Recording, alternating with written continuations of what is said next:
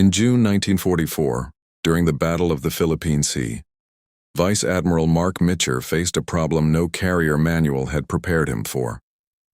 His task force had just launched a long-range strike late in the day, sending more than 200 aircraft out to hit the Japanese fleet near the edge of their fuel range.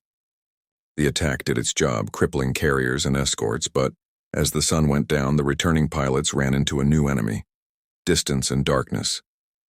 They were hundreds of miles from base, low on fuel, and now had to find small, blacked-out ships in a vast black ocean.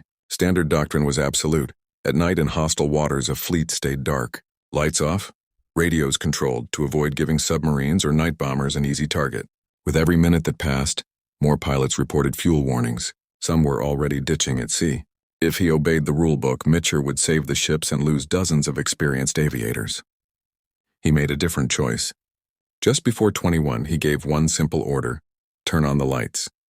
One carrier lit up its deck, then the rest of Task Force 58 followed. Flight deck lights. Searchlights pointed straight up. Even destroyers firing starshells to create a glowing ceiling over the formation.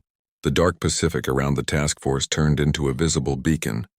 Pilots heading home suddenly saw a ring of light on the horizon and steered for it, landing on any deck they could find, not just their own carrier.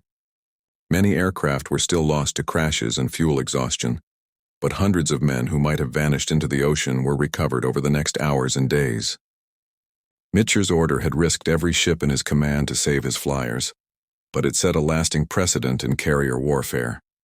In a crisis, trained air crews were worth the danger. One admiral's decision to break blackout helped keep an entire generation of pilots alive to fight the rest of the war. Subscribe for more war and history stories.